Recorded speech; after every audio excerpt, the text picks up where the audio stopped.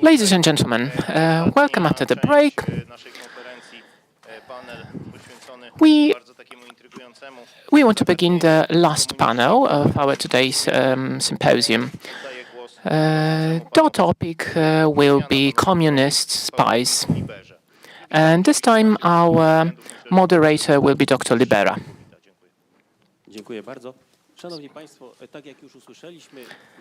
Ladies and gentlemen, as you have heard, we start the third part of today's conference.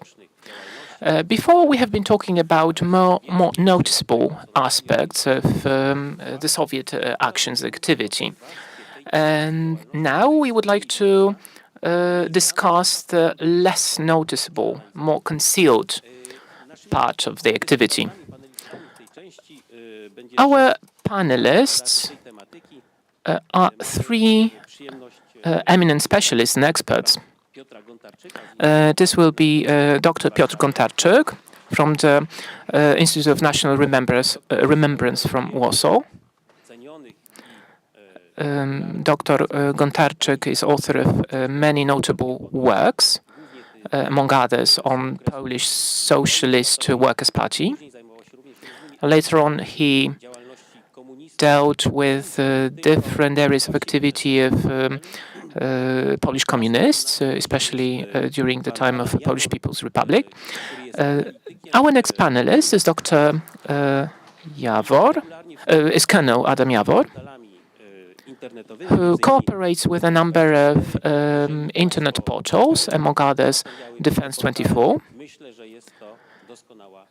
Certainly, I would recommend visiting those portals. And the third panelist is Dr. Maciej Korkuć, also working at the Institute of National Remembrance in Kraków. Dr. Korkuć studied the Polish underground movement after 1945 and also other aspects of Polish activity during the Second World War and later.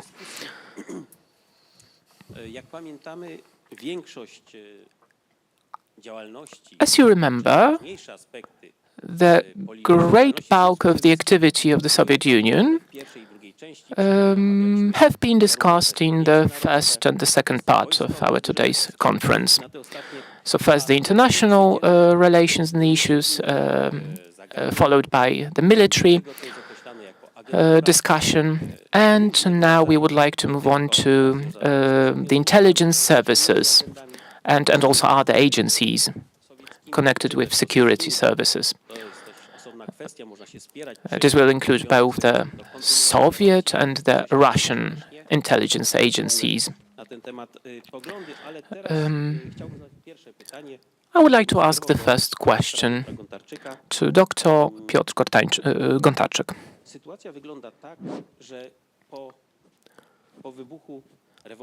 After the outbreak of the Bolshevist revolution, and slightly before that time, around that time,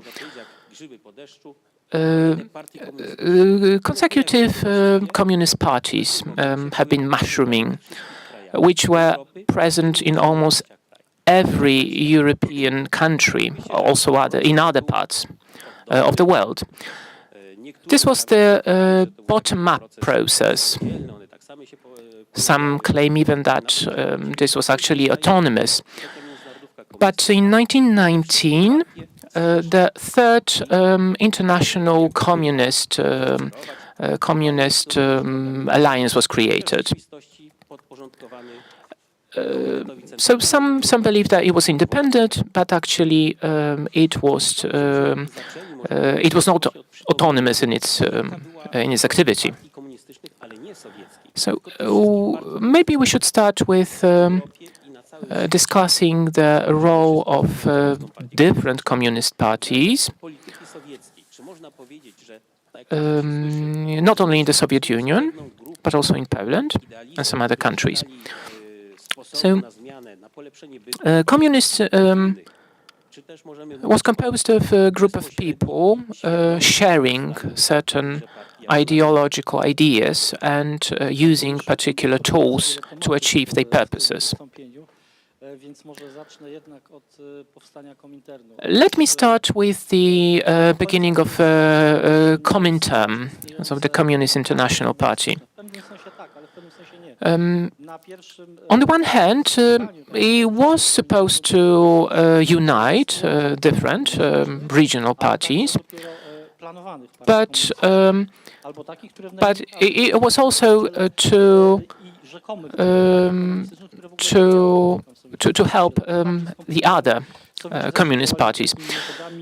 Soviets always worked in such a way that all the movements were to be subsumed under the Soviet influence.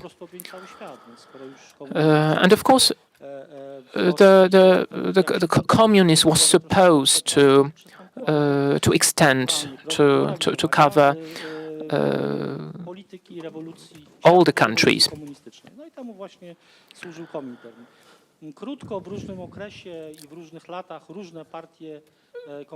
To briefly outline that, different regional communist parties were subsumed under Comintern, or sometimes Comintern actually co-created some of those communist parties around the world.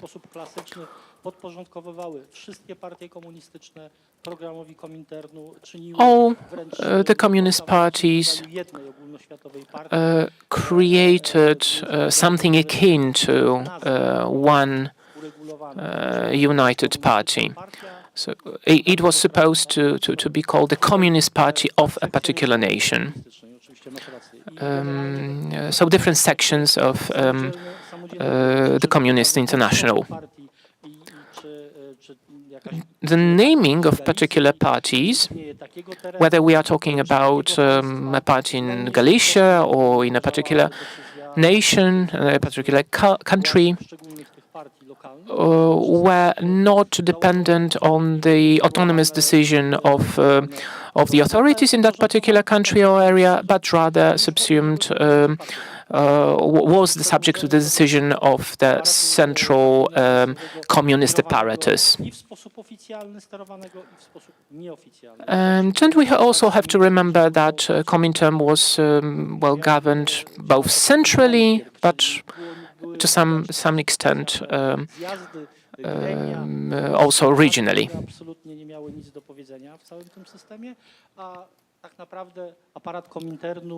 The apparatus of Comintern had to operate in different systems in a concealed way, very often. That was subsumed to the structure of different communist parties, also to the activity of particular secret services. We don't have full insight into the operation of those different units. Wywiadu wywiadu sowieckiego, który zapewniał samemu ruchowi komunistycznemu pieniądze, broń, kierowanie tym wszystkim. No i tam to jest po prostu zawodowy aparat partyjny. We could say actually that the communist apparatus worked almost semi-professionally. Mamy do czynienia z czymś, co nie jest partią. So the communists was not entirely operating as a party and was not fully controlled by the Russian government.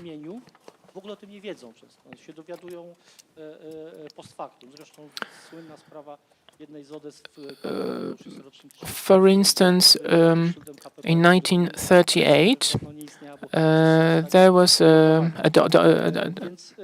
document issued by pt, but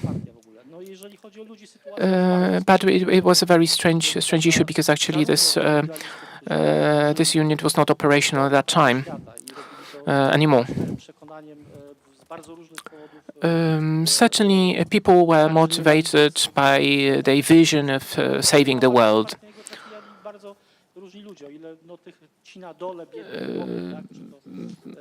As we mentioned also in earlier panels, the party, or generally the apparatus, was composed of different groups of people. There were people who were clearly ideological, driven by ideology. There are people like Václav Komar, for instance, Mendel Konsois, who was an activist.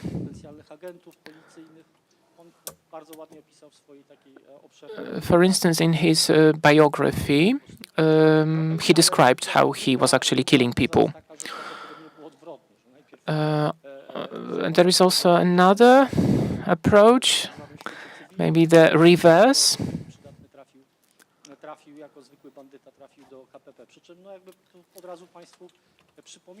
I want to remind you that communists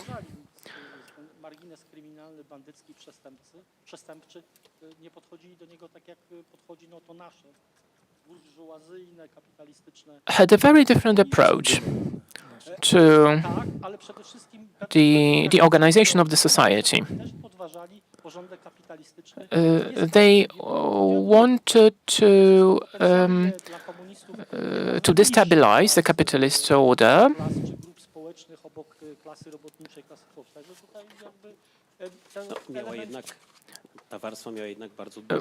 Of course, this group was very uncontrollable, especially if we are talking about the political activists. But the situation was a bit different when it comes to the communists themselves. Jakieś informacje przechodzą.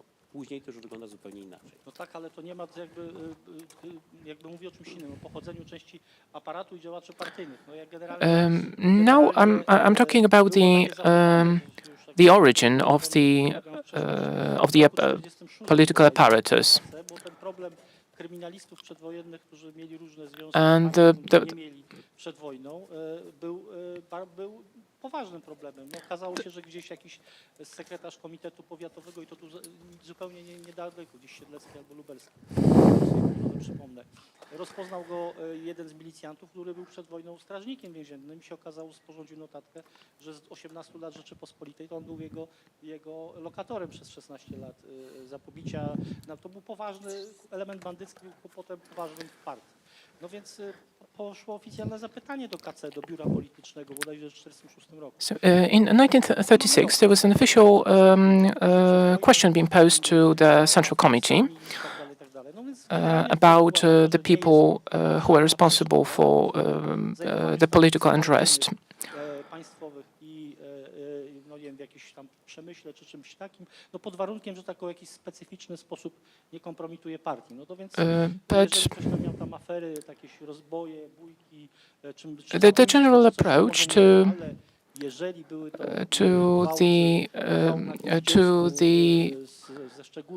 the fact of joining the political party was actually quite loose. So that's why there were even people involved who were like rapists, criminalists. There were the members were also people who were actually on the margin of the society.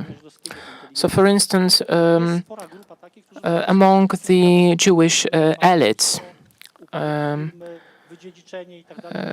so people from that social group were also members of the party because they actually knew a number of languages. They experienced a difficult economic situation, and this had driven them to join the communist apparatus. But actually, I want to polemicize with that because there are some examples to the contrary. So, for instance, when we are looking together with my friend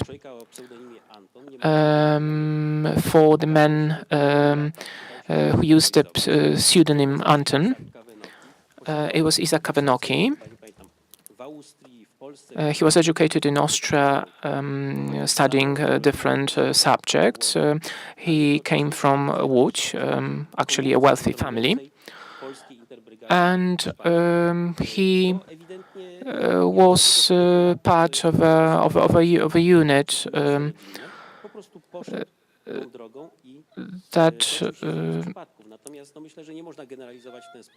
so certainly we cannot generalize that people joined communists just because their situation, especially economic situation, deteriorated. Of course, I'm not saying that this was generally true. I'm just trying to claim that there were just such cases. For instance, the family Brun, yet another example, or Kalicki.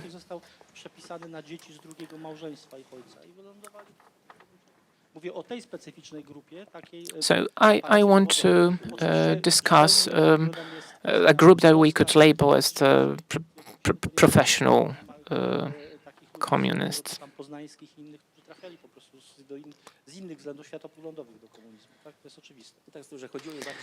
Right. I wanted to say that among the communists, there certainly is a number of people who are strongly ideologically driven. I wanted to add a thing. So certainly, we can't forget in this discussion about the professional party members.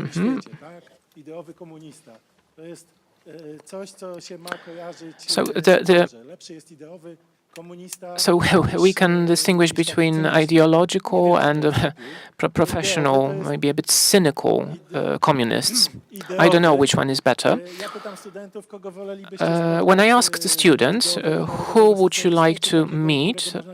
A socialist that is ideological, maybe then one that could be bribed easily.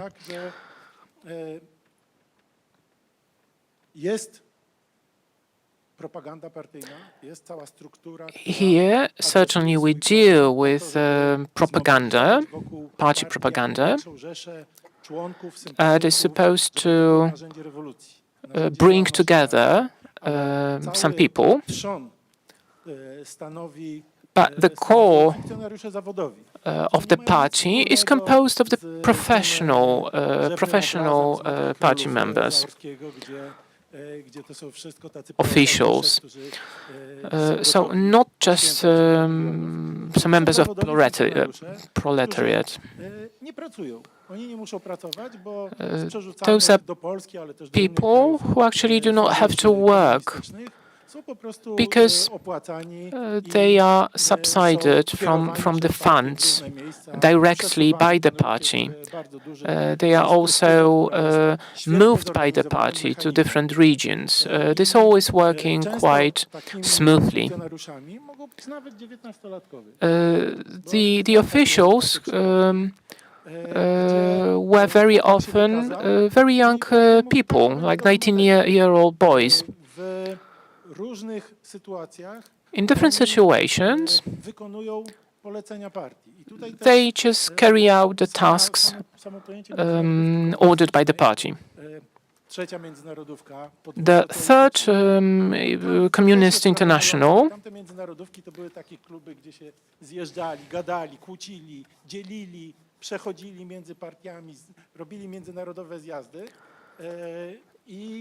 work differently to the previous. This was first time actually internationally working organization supported mainly by Moscow. Takiej obiegowej nie ma, OMS, czyli punkty swiazji, punkty łączności. It had its own liaison points. It was a very powerful structure that generated considerable costs. The closest liaison office was in Praga, another one was in Paris. Tworzono potajemnie nową partię po rozwiązaniu tej starej. I zawodowi funkcjonariusze The professional party officials, in the case of Poland, included 600, 700 people who had never experienced difficult manual labor. So the party moved them around. Nazwy partii w ramach tej międzynarodowej partii, którą stanowił Komintern, nie miały znaczenia. One miały się nazywać dobrze. So what was important for Comintern was only important that the particular parties in the regions worked properly. They didn't really interfere with the naming of those. Albo jakiś młody Jungman, późniejszy Jurkowski, ubowiec, jedzie do Argentyny. So, for instance, the party sent people to Argentina, Budapest, other countries. Budząca podziw struktura, która działa sprawnie i realizuje the structure, as I said, worked very well, very smoothly. When, in 1932, that was the last general meeting of KPP. Ukierunkowana na to, że Niemcy mają być kluczem do rewolucji. The key thesis at that time was that Germany was quite important for the entire vision. Poland was supposed to be subservient to the vision. The party was even talking about the occupation of the Upper Silesia, about Pomerania, the free city of Gdańsk. Because the general idea was that the Treaty of Versailles actually violated the Poland. According to some people, Stalin thought that Hitler will be compromised quite quickly.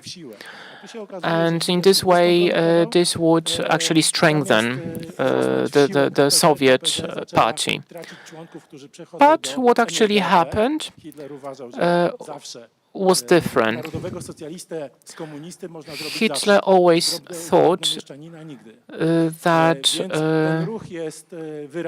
you can always turn common people into communists and socialists, not necessarily the bourgeoisie.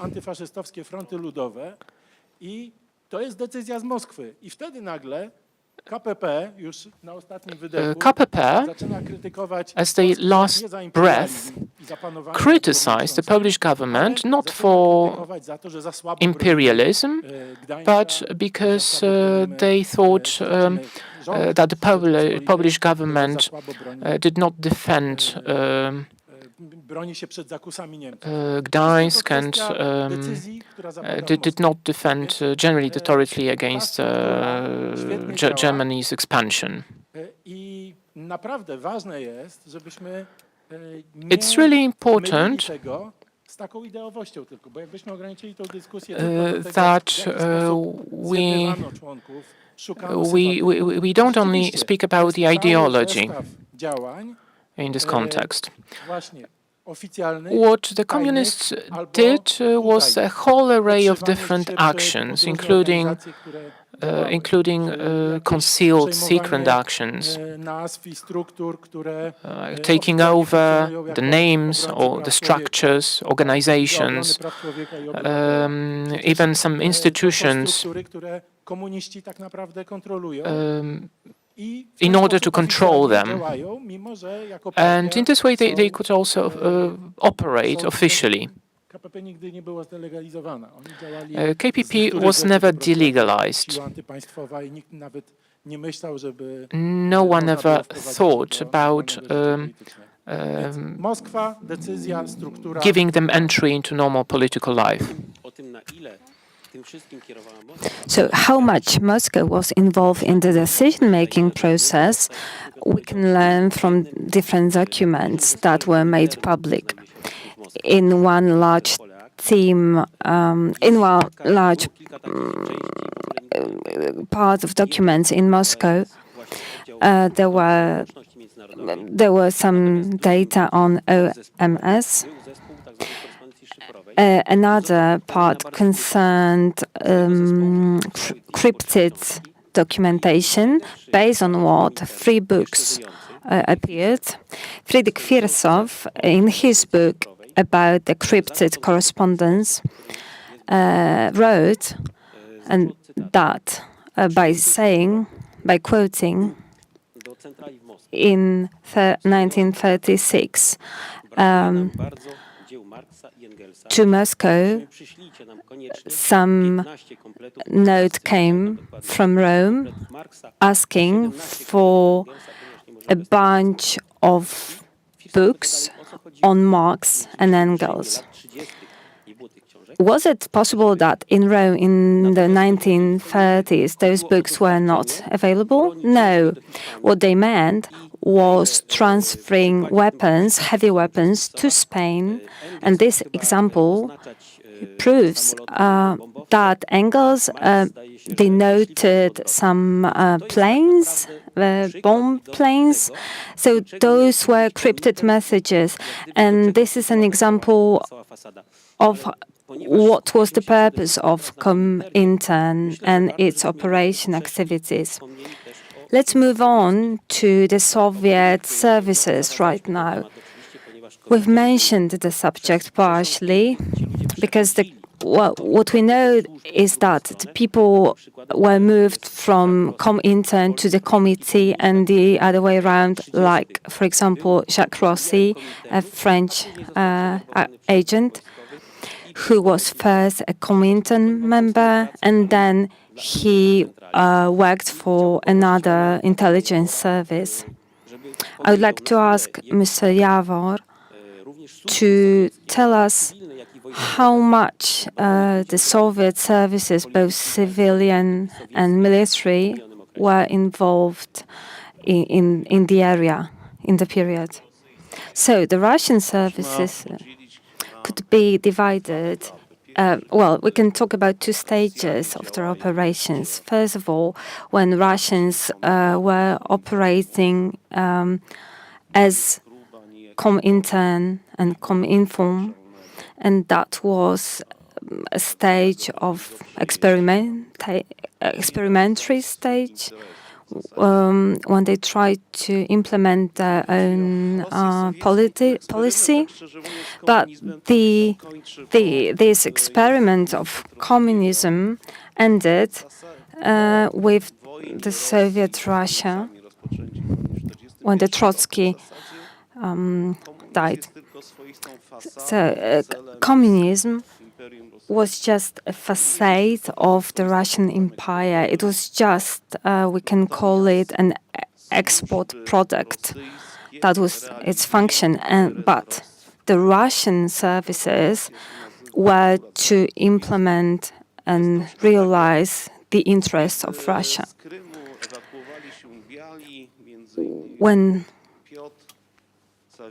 When Piotr Sawicki advisor of Struwy, evacuated from Crimea. The question was who would win, the Reds, the Whites? No one cared. The empire was to win. After the Second World War, what they started to build the Russian Empire. Communism was just a product to be exported abroad. Of course, communist parties operating abroad in the West were a fact, and communists in Russia wanted to recruit people in the center, so among themselves. Like, for example, Romano Prodi, a KGB agent, as considered by some, was not a real communist. Well, we had real agents and the so-called agents.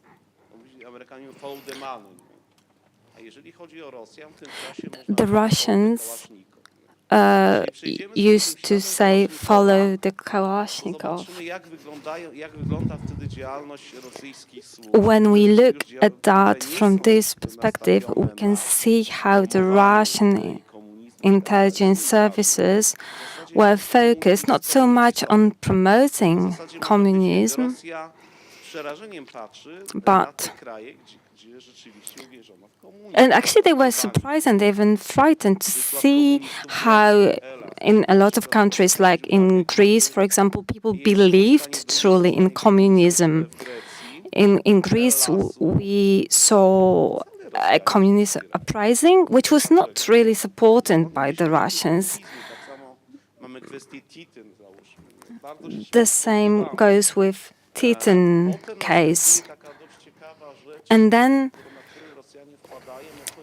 what happened is that the Russians realized as an empire that they could have colonies in Africa as well. So they started invading and conquering some independent movements that were not really related to communism at the beginning. When we follow the Kalashnikov route in Africa, we realize that in those countries in Africa where there were some resources like rare metals, or in the South America, where there was something precious. And talking about the Sardini movement, the same happened. They were not related to the communists at first. Eden Pastora, who was the leader of the communist movement, he was not really a communist. So the same when we talk about the conquer of Cuba. Castro was not a communist. The Russians offered him something to take advantage of him, something that could be easily sold. And then the African socialism took place. But all those movements were not really related to socialism. At the end, the final days of the Soviet Union were different. Andropov was in charge and he introduced a new model. Russian services started to implement some new methodologies, behavioral methodologies. They had specialists in cognitivism, in cyber studies, cryptic war. So the Russian policy was revolving around those times, around war seen polityka jest przedłużeniem wojny. as policy seen as the extension of war. So the perspective of the Russians was different because the Russians strive to gain and to develop an empire. We mentioned the trust operation, great achievement of the Russian services, which is not true actually, because after the Bolshevist coup, the services were working Cały wywiad rosyjski based w zasadzie wojskowy opiera się na carskich oficerach. on the Tsarist officials, Tsarist officers. No jeżeli tak They naprawdę were the ones metodologia who organized nie the przyczyniła się do structures tego, co wprowadził and the wywiad work. wojskowy Stepaszyn, a co w cywilnej So, ochranie Zubatow. Stepashin and Zubatov were not really different. And what happened next was a simple continuation of their activities. And of course, the Russians knew that they stole information, but they were mostly about creating information. That's why what drove the Russian service mad were not people, agents who leaked information, but, for example, Bezmenov, who fled. Bezmenov claimed that 50% of financial resources of KGB is devoted to stealing information. The rest, 70%, is devoted to generating information. Did Americans... it was at the Berkeley University where Americans really lost the war in Vietnam, not in Vietnam itself, because this is where the Pacific movement started. When we look at the terrorist organizations, now we know and see that all of them almost have been sponsored by and subsidized by Russia. Stasi was the organization that inspired the creation of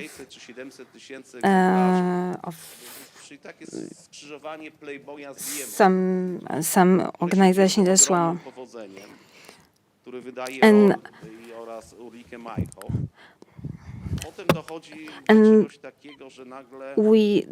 what happened is that the period of terror began. Why it happened? The murder of Hezbollah is claimed to be the source. Who killed him? After so many years, we know that the murder was a Stasi agent. So the Russians managed to create chaos. But on the other hand, the Russian services strove really hard to support the Gaullists in France and to initiate a coup in France. And the synthetic journal was established, and they talked all the time about France, the theory of convergence, and that was very beneficial for Russia. We talk right now about the role of the Gazprom division. When we had the oil war, the OPEC countries controlled by Russia limited their oil resources and their oil yields. And the Russians were claiming, and that we had oil. You can buy oil from us, but you need to invest money. So the Russian intelligence tries to invest into different sectors, like, for example, the Italian Fiat. So at the time, the Russians did not think about the communism as an idea. At the end of the 1970s, KGB agents changed their approach completely because they knew already that this experiment of imposing communism would not be successful. So they tried to recruit a lot of agents among Catholic priests. And for example, Piru was recruited at that time. Andropov and people related to him knew that we needed something new, we need to come back to the Orthodox Church. Among the Russian special services, there were new people, freshmen, who joined, like Naryshkin, who came from an aristocracy family from St. Petersburg, for example, Patrushev from an intelligentsia family. So new people joined, whose background was completely different.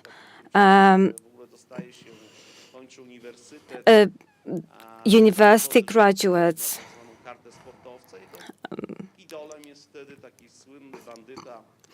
And Leonid Sviatov was his idol, for example.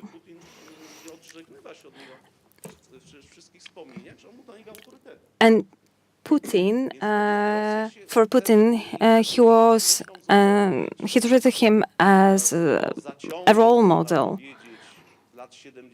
So from the times of Andropov on, the Russians looked at Russia differently, from a different perspective. It's good to look at the memoirs of Kogugin, because we find out that Patrushev was very much involved in the Orthodox Church. So KGB agents were different. They were not so ideologically driven as before. But I would add one thing to that.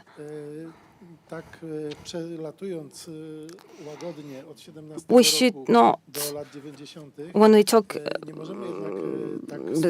about this large period until the 1990s, forget about the importance of communism and state that it was just a label to be exported, because we talk about a very long period of changes that took place. And, well, of course, the approach to ideology in the 80s, 90s, and before were different. Okay, but how the despotism of Ivan the Terrible is different to what happened next?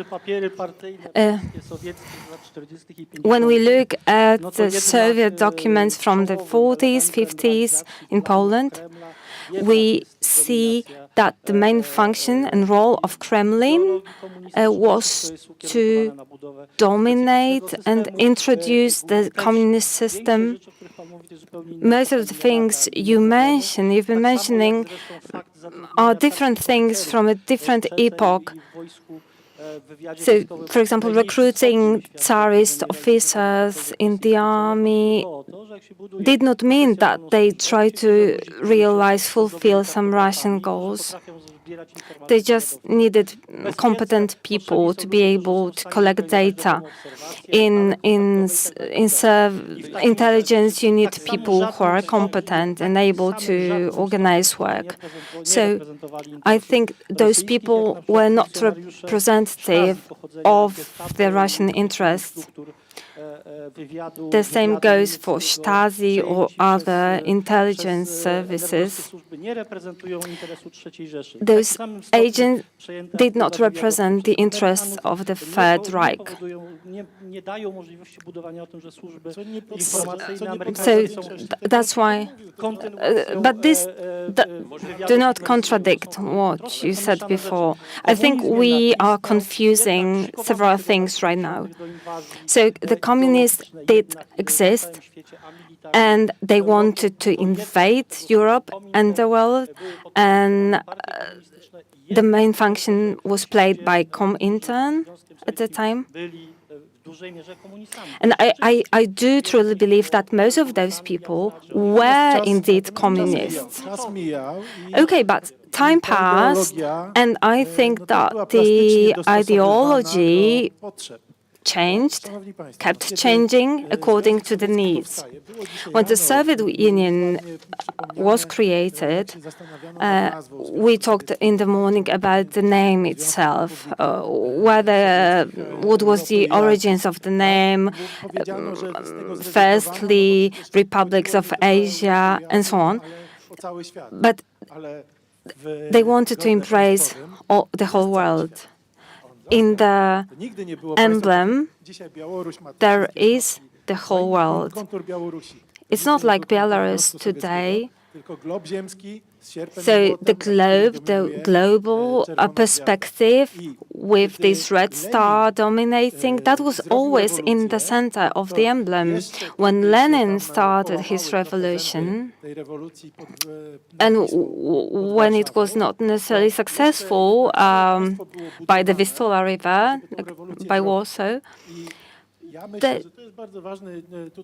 they still were determined to pursue the revolution. What's important is that the network of Comintern had been built to succeed with the global revolution. So the Russian resources that the Bolsheviks took over were used to create this global, hugely expensive network of Comintern. Russia was a source of financing for the whole network that was to create a global Soviet republic. But when Stalin came to power, the ideology, as happened with Hitler, the Bolsheviks, changed and was modified, adapted to the current situation. In the 1930s, during the Stalin's rule, as we said today, Comintern started to serve for the benefit of the empire. What Lenin was doing, okay, let the languages, native languages grow as long as the communist thought is preserved. Stalin, they followed suit. But there was a slight change of perspective. Okay, let's remember about the expansion of the Cyrillic alphabet that happened. What's Russia? Someone might ask. It's still Russia, no matter whether it's white or red. It's still Russia because it's a completely different cultural area. The DNA is different because it's marked by the despotism. The Tsarist period, whether it's white or red, it's still the same. Communism was a great idea that was selling abroad and was easily adopted abroad. If you follow the Russian media, if you watch Russian films, And if you know how the Russian propaganda works, you know that what drives the Russians and the Kremlin people mad is that USSR and the communism period were counterproductive to the interests of Russia. The fact that actually Ukraine was strengthened in terms of its territory, its culture, its language, because the Ukrainian language was allowed in schools, and the whole communist period helped actually the Ukraine to grow, so it was counterproductive in this sense.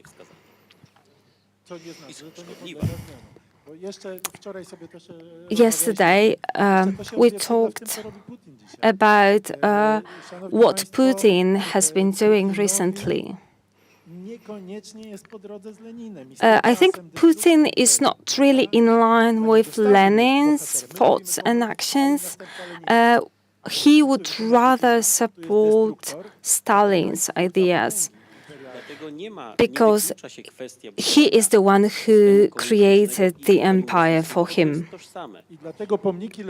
That's why the monuments of Lenin disappeared from Russia. We talked about that.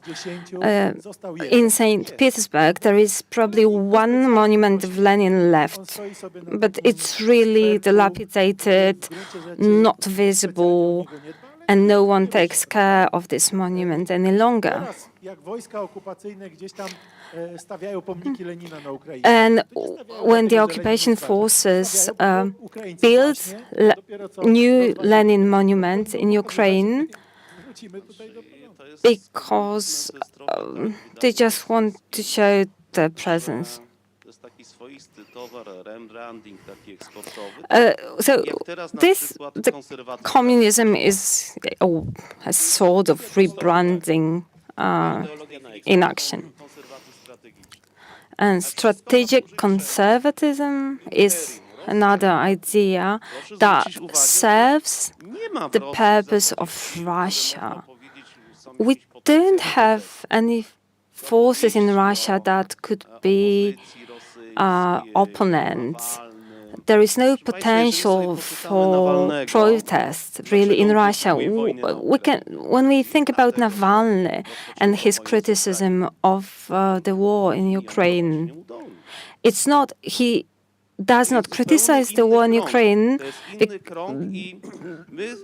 He criticizes the war in Ukraine because he believes that it's not pursued in the right way, and that Putin is just incompetent in this respect. So how is this Russian empire different from what it used to be? The only difference is that the tools used to murder people were different. The tools at their disposal were different. And now the main aim of Russia is to rebuild their empire in this Romanov sense of empire. The favorite philosopher of Putin, loved by Putin, is Ilyin. And he doesn't mind that Ilyin in 1944 was in Berlin. Stolypin, Gorchakov, Gridariev, those are Stepashin. Other names on whose the military doctrine in Russia is based. So what we have here is a repetition of war theories of Yersnev. The war is conducted where? The Russians know that the war is waged in people's minds, not on the streets. And this is nothing new. This is Kersnovsky's fault already. nawet w czasach He said komunizmu the bardzo Russians, even in the communist period, knew how to implement novelties. świetnie potrafili They to didn't care spożytkować. about the provenance of those novelties. They just used them for their own purpose. Let's go back to the current times, the 7th Congress of Comintern. And this is in line with what you're saying. There was this tactical novelty that revolutionized the whole communist movement in Europe. We can call it Ale proszę zwrócić uwagę, corporational management, corporate management. Kominterne How Comintern, how different was the way Comintern was managed compared to current corporations? Komiter był Nothing was different. Comintern na pewnym etapie used to be a great idea. komiter likwidujemy. At some point, Biuro partii it was decided to close it, i działamy inaczej. and they decided to start Do twojego operate pytania, do siódmego differently. Komintern.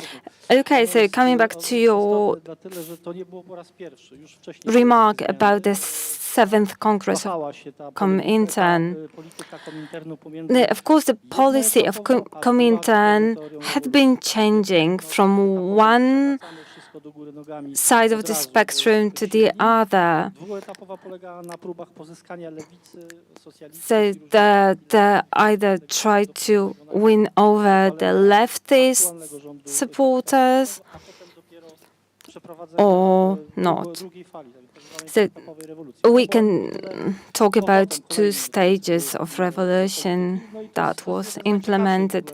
And that's, well, this period of Comintern was probably the most interesting one because we've witnessed some bizarre, funny situations.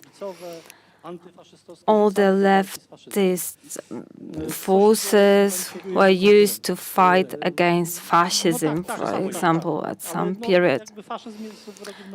So fascism was treated as number one enemy. When Molotov-Ribbentrop Treaty was signed, some strange messages appeared in the media in the Soviet area, and that's why Ribbentrop got confused at some point. In August 23rd, he met with Stalin to learn about a new approach. So the tactics was changed, completely reversed. So the strategy of Comintern was to support the Germans at once. The idea was to support the Third Reich because they hoped that another war could ensue, and then the Red Army could help liberate people, and that was the idea. So the whole tactics of Comintern changed drastically from one day to another. This shows what this institution represented. So everything changed from one day to another completely. Clement Gottwald, a very famous fascist activist, talked about that they were standing shoulder with shoulder with the German proletariat. And similarly, when we think about France or other countries, it was even more developed because there were protests against France. And so Comintern reversed its policy until 1941. When we talk about Poland, when the First komunistów polskich broke we out, Francji, no nie miało tych najnowszych dyrektyw, bo nie dzwoniono do the nich tam, communists in czy France bezpośrednio z did nimi not prowadzić. necessarily Zapisywał sobie samych know jest to the publikowane current, w wersji the angielskiej, directives która pełniejsza niż in place at No the i, time. generalnie ci komuniści So zaczęli the wydawać communists obrazki, started będą tutaj to traktować w Polsce legiony do publish obrony polskiej, tak jak w notes and Hiszpanii, messages że będą bronić about ojczyzny, how they będą wanted jakiś to wiek defend zwoływali. their Ta część country, nawet how they zgłosiła want to efektywnie na koniec create a 19 movement. pod koniec 1939 They do organized some armii polskiej we protests. Francji. I Some później even Wołojew joined napisał the taki Polish raport army in France. tego roku do Kremla, że niestety tu nas partia And nie poinformowała o tym, że and, jest zmiana linii taktycznej. they, Część zgłosiła we się, know that nie dość, że od they, razu they napisali didn't druki, które know that ściągają, the o obronie tactical polskiej ojczyzny, trzeba line było od razu and mówić o tactics of the party rekuperacji. changed. No i część towarzyszy So they were bo się zgłosili, completely in the dark. zawodnika do Some of wojska them, polskiego, because, jak for example, they przyjechali do joined Francji, the żeśmy mają Polish nie iść, army, bo to zaczęli and uciekać, then bo they trzeba learned, policję ścigać, they trzeba found out ścigać. No, that generalnie they polskie should sprawy, takie have not kabrowe done i it. So organizacyjne they przez to started całe fleeing. zamieszanie się do Because of that, wojska there i were blokady so rzeczywistej many była losses powołać, of tak? staff Więc miał and pretensje so on. A lot of trochę chaos takie delikatne. that ensued Wołojec do Moskwy because nie of zostali that. dobrze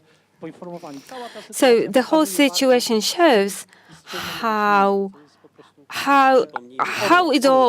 how this institution operated. To są narzędzia tego. Let us remind you that these are, of course, only tools. O narzędziach rozmawiamy. Are we just talking about the tools? Well, these are the tools from the point of view of the Russians. When we take into account the so-called hostile takeover, who is the main enemy of the Russians and the Russian intelligence services in Spain? Is it Franco? No, it's Puma. Those are anarchists and syndicalists. Those are the enemies. Why? Because they have the idea to introduce a new type of system or regime. And why do we need the Russian agents? In order to preserve the Russian influence. This is the Soviet Russia. So we are talking about communism here. For me, it's the Soviet Russia. It's the communism. Yeah. Whatever the name we would give it, we are talking about the Russian tools. So the example of the war in Spain, it's not only the case of Puma. It's about the cleansing in Spain as well. This includes the Polish communists. The other communists also returned to Moscow. All those who were left, it was a conscious decision made by the Russians. It was the Comintern that directed him to Warsaw. Later on, he was killed. There's Romany Siker. It was later on written that to his wife that he was conspiring, and that's why he was killed. It's so we could draw a parallel to a knife. If it loosens its edge, we should throw it out. So, for instance, let's take a look at communists in France, in Spain, Italy, so-called Eurocommunism. These are not partners for Russia, although they have communism in the name of their party, because they do not internalize the Russian interest.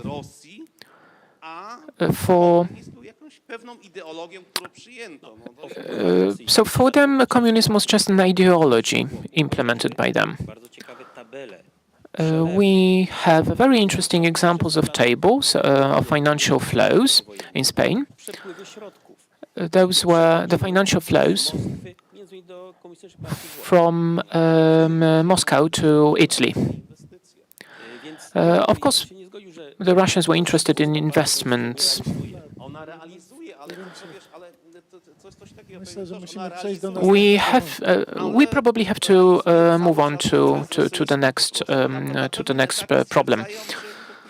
Owszem, komuniści jesteście fajni, ale wolimy z ludzi z świata, którzy zainwestują w Związku Sowieckim. Przejdźmy teraz do kadr. Right. And now a few words about the personnel,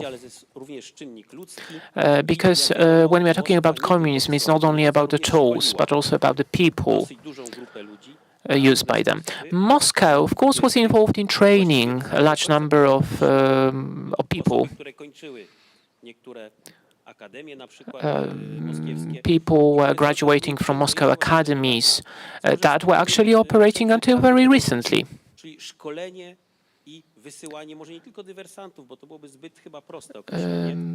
So let's discuss trainings and sending of people, of sabotage officers to other countries. We have to remember that our vision and the outlook of the whole issue is not complete.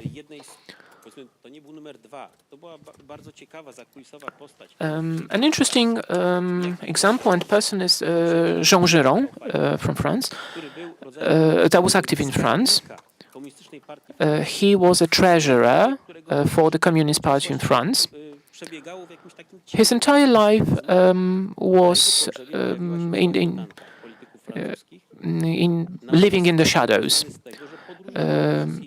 He was traveling across all Soviet countries, or countries influenced by the Russians.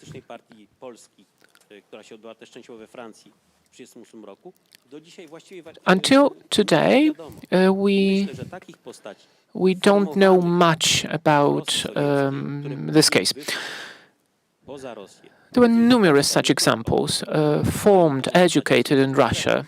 Another example is Trapper, that was heading the so-called Red Orchestra.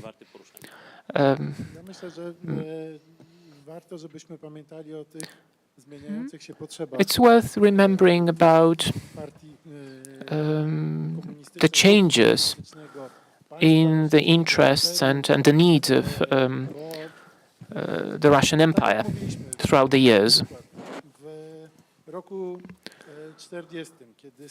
As we were talking, in 1940, when Stalin thought it was inevitable that the West, the West will have a skirmish with the East.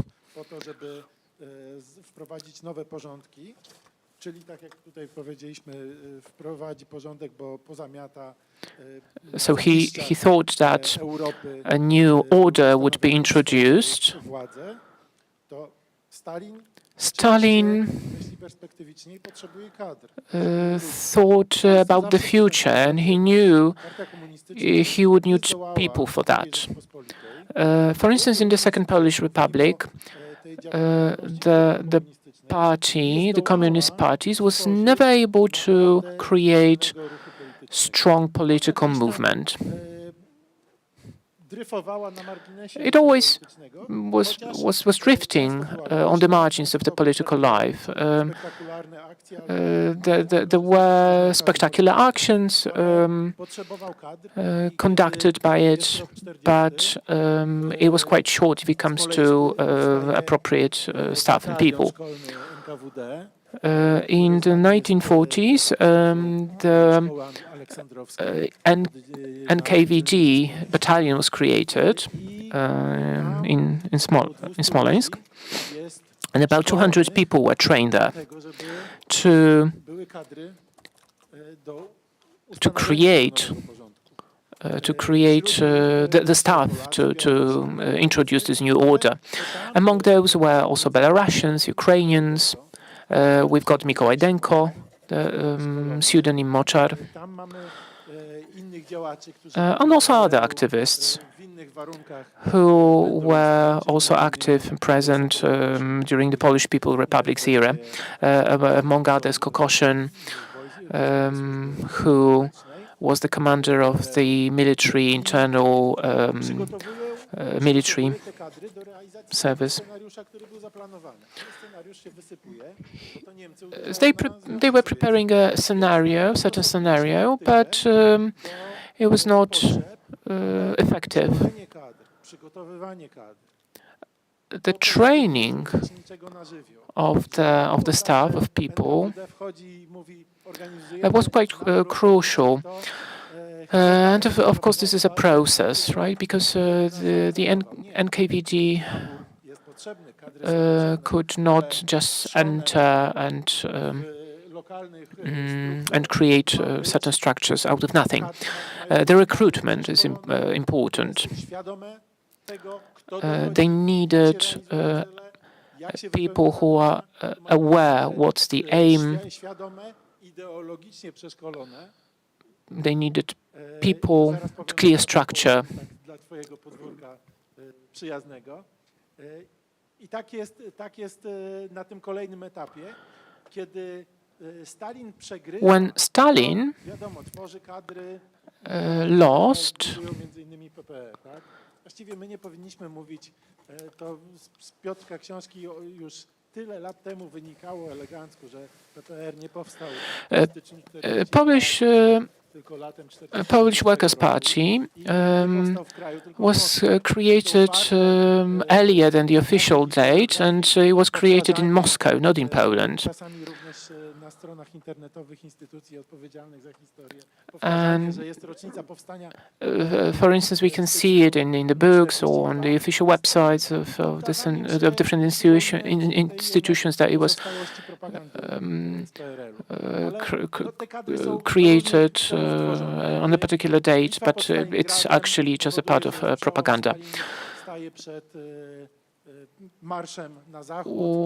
After the defeat in Kaliningrad, Stalin knew he had to build a new system. I'm asking myself actually a question. When did he came up with the idea that he should not turn some areas, like for instance Poland, into republics, but rather transform them into satellite states?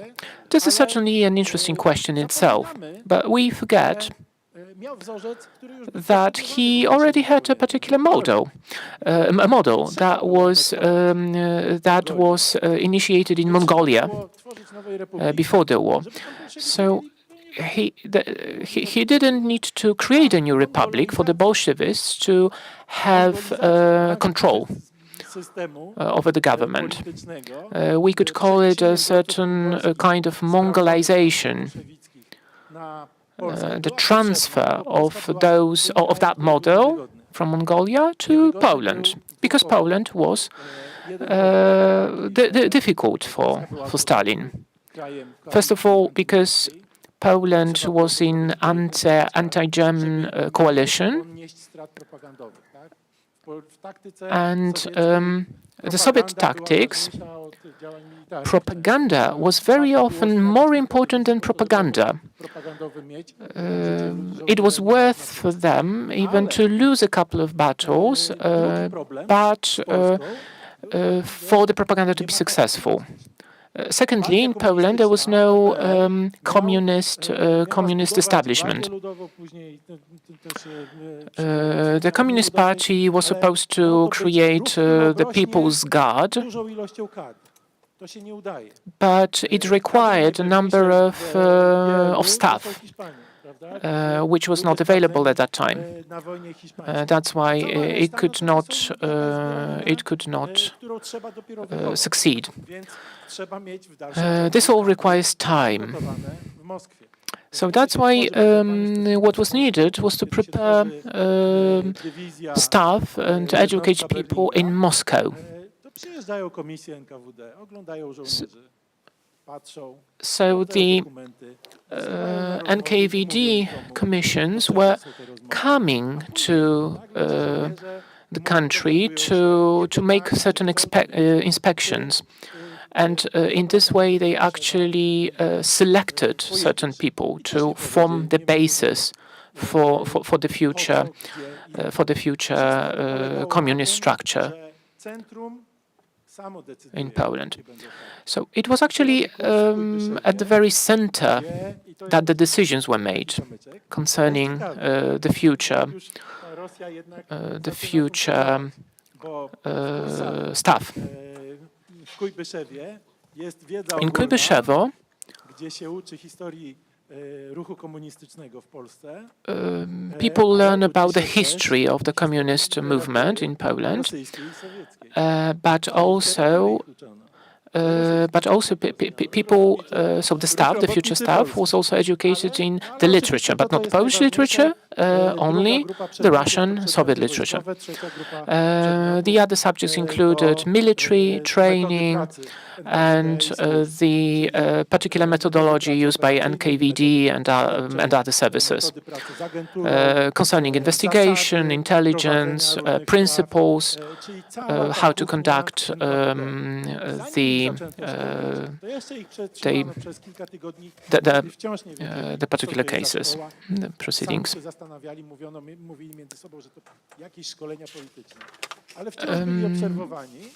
So people were observed there also during this process of education, and only later on, from among those people, about 200, 217 people were chosen. And in 1944, in July, they were transported back to Poland. And they were supposed to create the core for the staff. All the managerial positions were of course prepared by Moscow. Prawie w całości z dezerterów z garnizonu rusko-oswobodzicielnej armii, którzy byli Rosjanami, no i oni nawet języka polskiego nie znali. Tak, tylko dwie króciutkie rzeczy tytułem uzupełnienia. I want to add just two small things. II wojny światowej, to ja coś przeczytam takiego. I want to read something about the schools, Comintern schools. Comrade Gomułka also was able to how to operate CKM.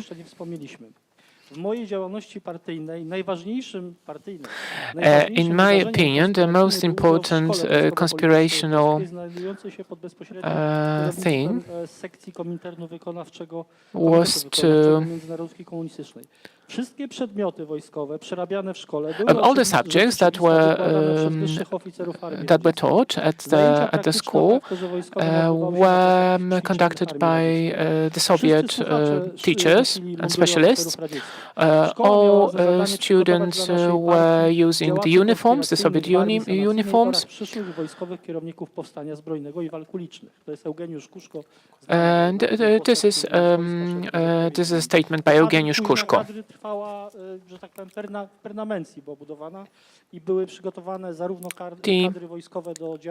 The education was ongoing.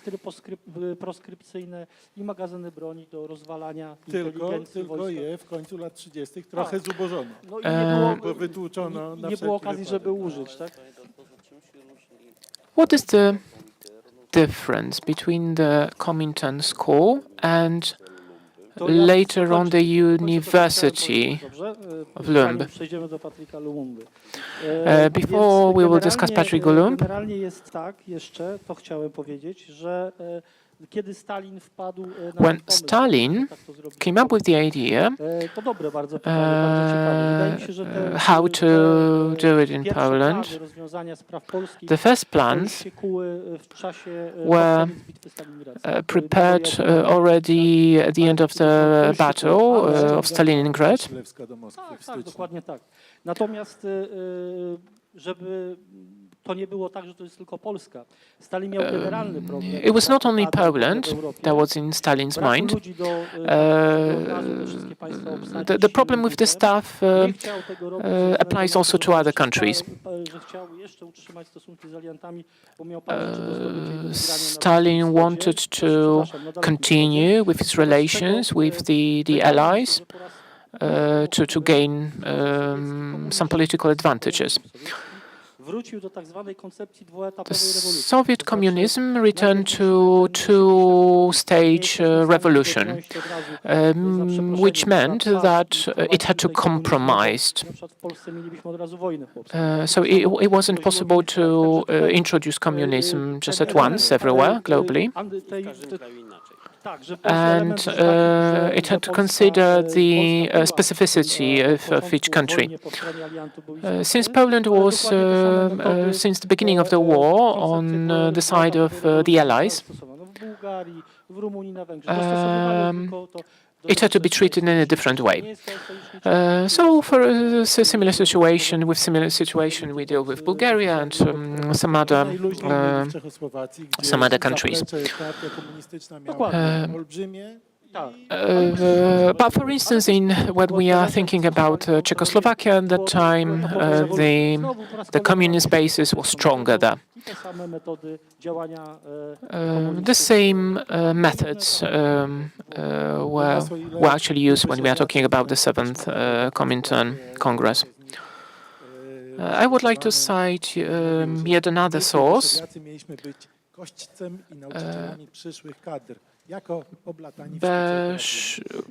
Beszczykowiacy were supposed to be like the core of the future stuff. I rzeczywiście ich się bali, bo oni chodzili w spodniach granatowych i w butach takich jak NKWD. Some people were actually apprehended by people thinking that they are on par with the NKVD agents because of the manner, because of the uniform, among others. Być polski samodzielny batalion specjalny, który początkowo był w Moskwie, pod Moskwą utworzony po to, żeby w razie czego, kiedy Stalin uważał, there was a special a special group formed in Moscow, drugiego frontu od Bałkanów, created by Berling, a type of special forces that was supposed to be prepared for the arrival of Anders' army. To note that the front was then in Normandy, and a special battalion could be easily transferred to Poland at the same time as Kubejszywiacy in July 1944 to build the staff for the future oppressive apparatus. I still can't remember how this special battalion is the main force whose legacy is still so highly valued in Lubliniec. What happened with that special battalion later on? It was the foundation of a short-term force. Let's move on to our last topic, a summary question maybe, to try to sum up our discussion in a creative way. what was earlier, so the previous older methods of the evil empire are now being used by Russia. Are they used by Russia today? Personally, to my mind, Russia is losing in the kinetic war, but Russia is winning the information war. 40% of the Germans believe that the current war in Ukraine resulted from the NATO activities. 35% of people between 35 years of age believe in Russian propaganda. 50% of the Slovaks surveyed hope that the Russian army could win. So let's look at these statistics. So the Russians really managed to perfect the methods they used to use in the Soviet period. Russia still is treating the information war not to target individuals, but to target the whole society. So they think about this war as a total war.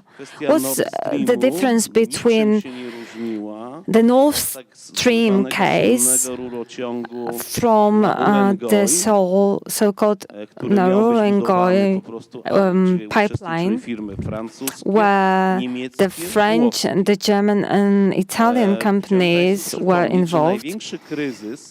The largest crisis between the US and the allies in the Western Europe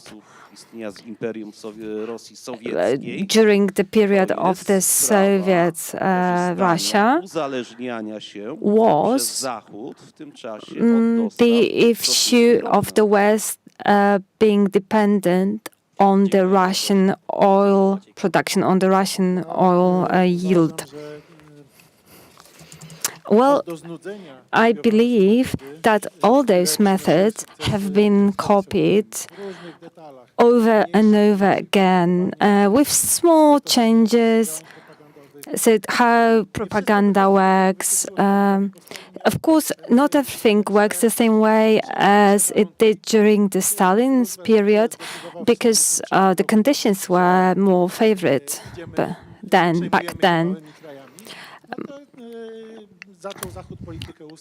So when the West implemented its policy of between 1946-47,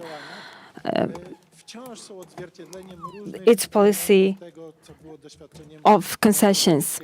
But the Putin's policy still resembles and reflects the previous methods.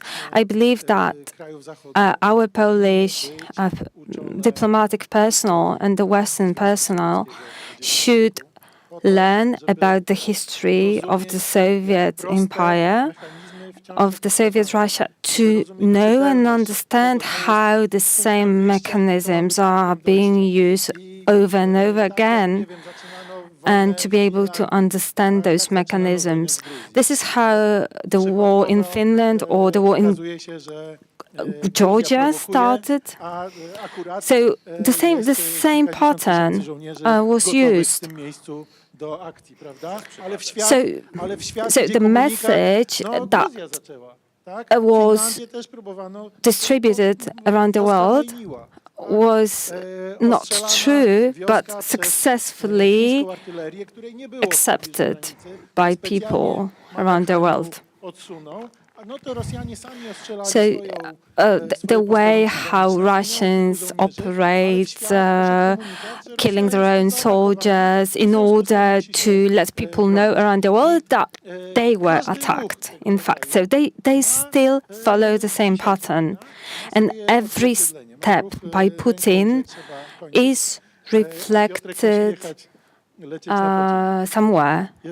Okay, sorry. I think we need to finish W każdym right razie, now. aha, bo to myślałem, że jest 17:30. Okay, we're running out W of każdym razie, time. myślę, że to jest szczególnie ważne, So what's really important żebyśmy dostrzegali, is that we że should jest materiał, na którym realize możemy się uczyć, that już nie there is, tylko we przyglądając have się wydarzeniom, ale resources we wiedząc, can use co będzie dalej. and Jeszcze coś learn dodam do- to know more and to know better in the future. Sorry for butting in, but talking about Georgia, the Russians came there and even won in terms of military victories, but a few years later, the main opponent, Saakashvili, disappears as a result of the best Russian operation. And thanks to this operation, the Russians managed in a peaceful way and peacefully, without much hassle, to introduce a criminal, Saakashvili, in Georgia. So, in Georgia, right now, has decided not to support military Ukraine. That's quite telling, right? Thank you very much, Doctor. I'm not going to repeat the things that have been said already, because I do agree with all of you. But I'd like to add that the current Russia, the Russia of today, is so repetitive in its patterns, in the way it uses the propaganda. So the same documentaries you saw coming from 1944, showing Soviet soldiers reading about some heroes on the front line. The same, and we see the same pictures right now from soldiers still reading Komsomolska Pravda, the same journal. So the same patterns of propaganda, of aggression are used and still implemented. So for everyone, war is extension of politics, and in Russia is quite the opposite, because it treats the current situation as a permanent war. Russia has not changed. It's still the same. It's been the same Russia for thousands of years. So how can we protect ourselves from Russia? We can use the knowledge we can learn from historians, and sovereignty of all the countries is important. We need to protect our sovereignty, which might be in trouble next year. Sovereign independent media are important. The country needs to have its independent media in order to be autonomous and independent and not to be dominated by a foreign narrative. So education and sovereignty are the key issues. So, sorry, it's not really audible. I'm sorry, but the speaker is not audible. Okay. Okay.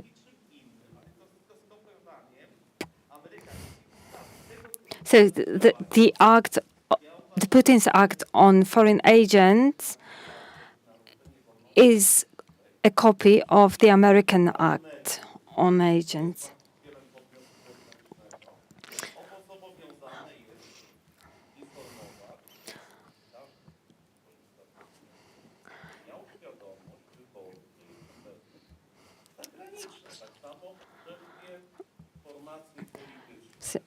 Sorry, it's not really audible.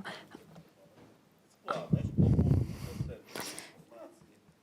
Czy ich eventy są finansowane przez podmioty zewnętrzne? So it's important to know who is financed by foreign entities. Okay, że dobrą puentą yes, jest I to, co do powiedział agree.